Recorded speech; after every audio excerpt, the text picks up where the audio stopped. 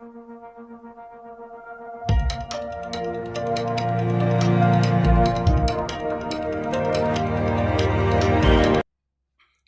Everyone, welcome to the learning loop online education platform. उम्मीद है आप सभी स्वस्थ होंगे, मस्त होंगे। तो आज हम कक्षा 12वीं का इकाई 1 का सत्र 5 कार्नेशन की खेती के बारे में पढ़ने वाले हैं। ठीक है, तो चलिए शुरू करते हैं कार्नेशन की खेती। सबसे पहले इसका परिचय देख लेते हैं। तो हम कौन सी फसल पढ़ने वाले हैं? तो कार्नेशन है ना। ठीक है, वानस्पतिक नाम क्या है इसका? डायंथस कैरियोफिलस जो इसका वानस्पतिक नाम है। इसके परिवार की बात करते हैं तो कैरियोफिलेसी जो है इसका परिवार है। ठीक है, उत्पत्ति कहाँ है इसकी? तो भूमध्य सागरीय क्षेत्र से क्या है इसकी उत्पत्ति है। ठीक है, नोट क्या है इसका? कार्नेशन जो है मुख्य वैश्विक कट फ्लावर है। ठीक है, कट फ्लावर मतलब इसको डंठल के साथ काटा जाता है। ठीक है, जो निचली पहाड़ियों में भारत के हल्के जलवायु वाले स्थान में ग्रीन हाउस के अंदर लगाया जाता है। ठीक है, मतलब कि ज़्यादातर छायादार स्थान पे जिसमें हम कंट्रोल एनवायरनमेंट में खेती करते हैं। ठीक है, ग्रीन हाउस के अंदर लगाया जाता है। इसकी किस्मों की बात कर लें तो मुख्य रूप से दो प्रकार की किस्में होती हैं, मानक किस्में और स्प्रे किस्में होती हैं। ठीक है, मानक किस्में कौन सी होती हैं? तो कैंडी जिसका रंग जो होता है वो पीला होता है, मास्टर जिसका रंग लाल होता है, तांगा जिसका रंग लाल होता है फूल का, सफारी और वाइट कैंडी जो है इसकी मानक किस्में हैं। ठीक है, स्प्रे किस्में कौन सी हैं? तो एलिस्टर, बोरियल, एटना, एक्सेल और फ्लैश जो है इसकी ये स्प्रे प्रकार की किस्में हैं। ठीक है, चलिए आगे देखते हैं।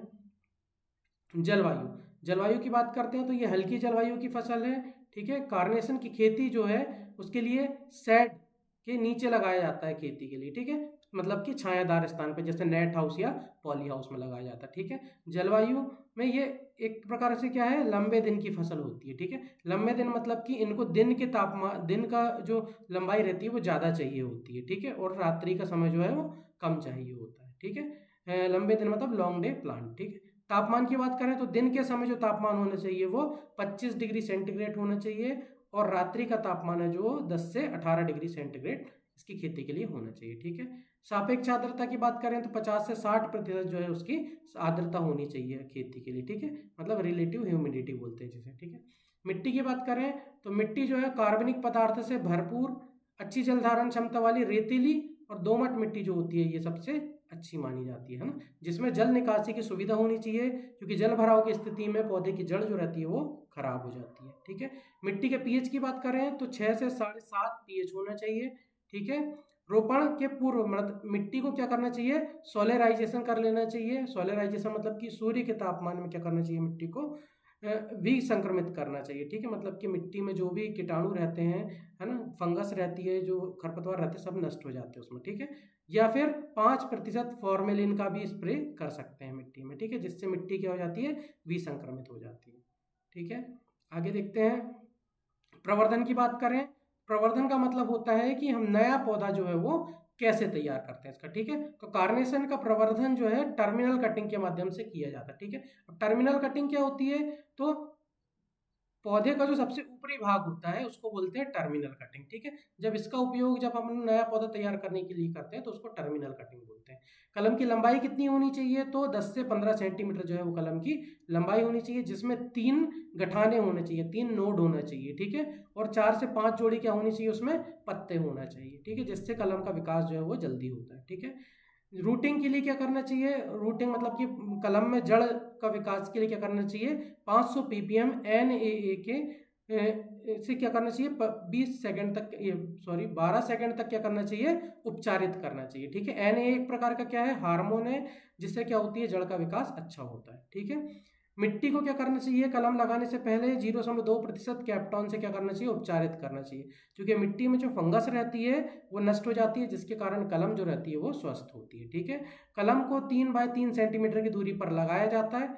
ठीक है, इस प्रकार से हम इसका प्रवर्धन करते हैं। ठीक है, रोपण के लिए क्या करेंगे? तो कलम जब तैयार हो जाती है तो कलम की रोपाई के 3 सप्ताह बाद जो है कलम, वो पौधा जो है वो रोपण के लिए तैयार हो जाता है। ठीक है, मानक किस्मों को 20 बाई 15 सेंटीमीटर की दूरी पर और स्प्रे किस्मों को 20 बाई 20 सेंटीमीटर की दूरी पर लगाया जाता है। ठीक है, सबसे अच्छा फसल अंतराल जो होता है वो 30 बाई 30 सेंटीमीटर होता है।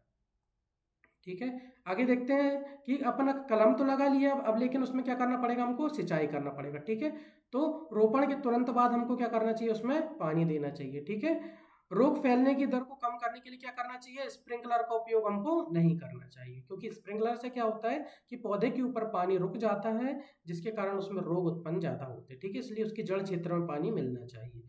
ठीक है, पानी की बचत और अधिक उपज के लिए क्या करना चाहिए, हमको ड्रिप सिंचाई का उपयोग एक करना चाहिए, जो एक अच्छा विकल्प होता है। ठीक है, क्योंकि ड्रिप सिंचाई में क्या होता है, पौधे के जड़ क्षेत्र में क्या मिलता है, बूंद बूंद पानी मिलता है, जिससे पौधे का विकास अच्छा होता है। ठीक है, पानी की मात्रा और सिंचाई का समय जो है वो मिट्टी के प्रकार और मौसम पर निर्भर करता है। ठीक है, इसके बाद एक महत्वपूर्ण क्रिया होती है, पिंचिंग होती है। ठीक है, पिंचिंग क्या होती है, तो पौधे के बढ़ते भाग को हटाना क्या कहलाता है, पिंचिंग कहलाता है। ठीक है, सबसे ऊपर वाले भाग को हटाना क्या कहलाता है, पिंचिंग कहलाता है। जिससे क्या होता है, इसमें आइट साइड की शाखाएं जो है वो ज़्यादा निकलती हैं। ठीक है, और जितनी ज़्यादा शाखाएं निकलेंगी उतनी ही ज़्यादा क्या होंगी, उसमें फूल आएंगे। ठीक है, गुणवत्ता वाले कार्नेशन के उत्पादन के लिए पिंचिंग क्या है, एक आवश्यक प्रथा है।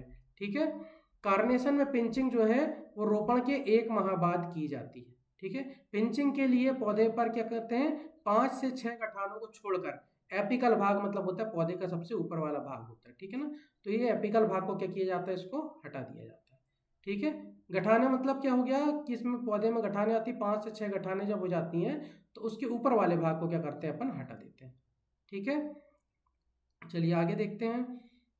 कटाई, कार्नेशन की कटाई जो है, ये मानक कार्नेशन में फूलों को पेंट ब्रश अवस्था में क्या करना चाहिए, काटा जाना चाहिए। अब ये कौन सी अवस्था होती है, तो यह चरण जब कैलिक्स के बाहर आना जब शुरू होता है, ठीक है, तब क्या करना चाहिए, ये कली, उस समय क्या होता है, कली का विकास जो है 1.5 से 2 सेंटीमीटर तक हो जाता है। ठीक है, तब इसकी कटाई की जाती है, इसी बोलते हैं क्या, पेंट ब्रश अवस्था बोलते हैं। ठीक है, स्प्रे किस्म में जब प्रत्येक तने में 2 खुले फूल या अन्य कली का रंग दिखाती हैं, तब इसकी कटाई की जाती है। ठीक है, फूलों की कटाई सुबह और शाम के समय की जानी चाहिए, क्योंकि उस समय टेम्परेचर जो रहता है वो कम होता है, उससे फूल जो रहता है वो मुरझाता नहीं है। ठीक है, कटे हुए फूलों को क्या करना चाहिए, मीठे पानी की बाल्टी में रख देना चाहिए। ठीक है, जिससे उसका डिहाइड्रेशन जो होता है, जल जो उड़ता है वो कम हो जाता है। ठीक है, ग्रेडिंग की बात करें तो सबसे पहले जान लेते हैं ग्रेडिंग होती क्या है। तो कटे फूलों को फूलों की गुणवत्ता और तने की लंबाई के आधार पर क्या किया जाता है, वर्गीकृत किया जाता है। ठीक है, तो गुणवत्ता में सबसे पहले बात कर लेते हैं हम ए ग्रेड की, मतलब कि सबसे अच्छी क्वालिटी के जो फूल होते हैं वो ज़्यादातर क्या होते हैं, नीले और फैंसी प्रकार के होते हैं। ठीक है, जिनके तने की लंबाई जो है वो कितनी होती है, 60 से 70 सेंटीमीटर होती है। बी ग्रेड जो होता है वो कौन से, लाल और या फिर मानक बोलते हैं इसको। ठीक है,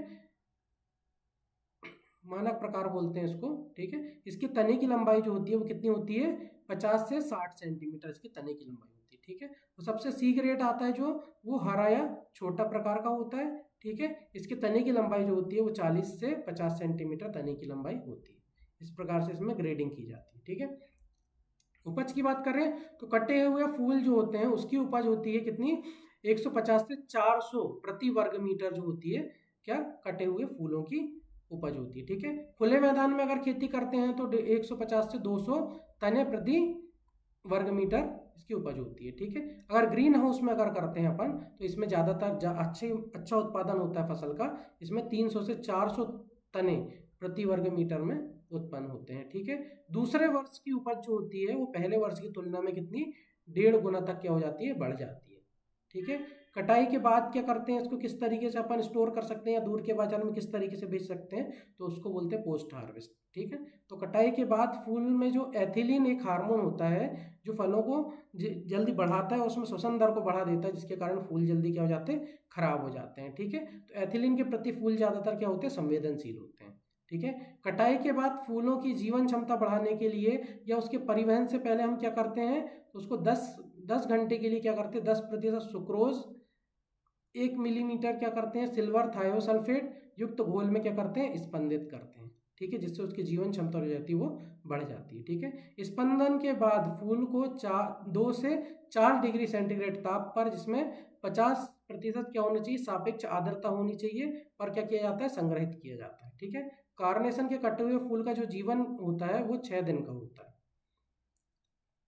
आगे देखते हैं हम कि इसमें कीट कौन कौन से लगते हैं और रोग कौन से लगते हैं। ठीक है, कीट जो है, चने में जो फल छेदक लगता है वो कार्नेशन में भी लगता है। ठीक है, एफिड उसको नुकसान पहुंचाता है, जो फसलों से क्या करता है, रस चूसता है और पौधे से क्या करता है, नुकसान पहुंचाता है पौधे को। थ्रिप्स भी क्या करता है, पौधों से रस चूसता है और उसको नुकसान पहुंचाता है, ठीक है। नेमाटोड जो है ये मिट्टी में पाया जाता है, ये कीट नहीं है, ये एक प्रकार का क्या है, कृमि है, ठीक है, जो पौधों के जड़ क्षेत्र में क्या बना देता है, गठाने बना देता है, ठीक है, गठाने बना देता है, जिससे क्या करता है, पौधा जो है वो पोषक तत्वों को ग्रहण नहीं कर पाता, ठीक है, जिसके कारण पौधा जो रहता है वो सूख जाता है, ठीक है। रोग की बात करें तो ये विल्ट होता है, विल्ट जो होता है इसे उकटा भी बोलते हैं, जो मिट्टी, इसकी जो फंगस रहती है वो मिट्टी में पाई जाती है और पौधे की जड़ में लग जाता है, जिससे पौधा रहता है वो पूरा क्या हो जाता है, सूख जाता है, ठीक है। तने की सड़न क्या होता है, नाम से समझ में आ रहा है, तने में जो है सड़न उत्पन्न हो जाती है, ये भी कवक से होने वाला रोग है, ठीक है। पत्ती का धब्बा क्या होता है, तो पत्तियों में क्या होते हैं, कत्थई कलर के, ब्राउन कलर के क्या होते हैं, धब्बे बन जाते हैं, जो फंगस के कारण होता है, ठीक है। वायरस जो होता है इसकी रोकथाम नहीं होती है, ये इसको केवल क्या कर सकते हैं, हम फैलने से रोक सकते हैं। कैसे रोक सकते हैं, तो जो रोग ग्रसित जो पौधा होता है, जैसे पीले पत्ते जो दिखते हैं मोजेक में, तो उन रोगग्रस्त पौधों को क्या करना चाहिए, सबसे पहले अलग कर देना चाहिए, और इसको रोग को फैलाने वाला जो वेक्टर होता है, ठीक है ना, तो उस वेक्टर को क्या करना चाहिए, हमको नष्ट करना चाहिए, ठीक है। इस प्रकार से हम वायरस से होने वाले रोगों से क्या कर सकते हैं, अपन रोकथाम कर सकते हैं, ठीक है। अगला देख रहे हैं हम शारीरिक विकार। शारीरिक विकार क्या होता है, तो ये ना तो किसी प्रकार का कीट है और ना ही क्या होते हैं इसमें रोग होते हैं, ठीक है। ये किस कारण से होते हैं, तो तापमान के उतार चढ़ाव, प्रकाश की स्थिति और पोषक तत्वों में कमी या अधिकता के कारण जो होते हैं ये उत्पन्न हो जाते हैं शारीरिक विकार, ठीक है। तो कार्नेशन में जो है ये एक महत्वपूर्ण का जो शारीरिक विकार है वो है कैलिक्स का विभाजन, ठीक है। अब देखते हैं कैलिक्स का विभाजन जो है किस कारण से होता है, तो यह पोषक तत्वों के असंतुलन, अनियमित सिंचाई, आनुवांशिक और पर्यावरणीय कारकों के कारण क्या होता है ये, और कृषि क्रियाओं के कारण होता है क्या, कैलिक्स का विभाजन। इसमें क्या होता है, तो कलियों में क्या होती है, जो पंखुड़ियों की अधिक संख्या के साथ क्या होती है, कली बनती है, और बाद में क्या होता है, विकास के समय जो है ये टेम्परेचर जो है 10 डिग्री सेंटीग्रेड से कम होने के कारण जो होता है ये कैलिक्स का विभाजन होता है, ठीक है। इसके अलावा ये किस कारण से होता है, तो कम नाइट्रोजन, उच्च अमोनिकल नाइट्रोजन और बोरॉन का क्या निम्न स्तर के कारण भी क्या होता है, कैलिक्स विभाजन में मदद मिलती है, ठीक है।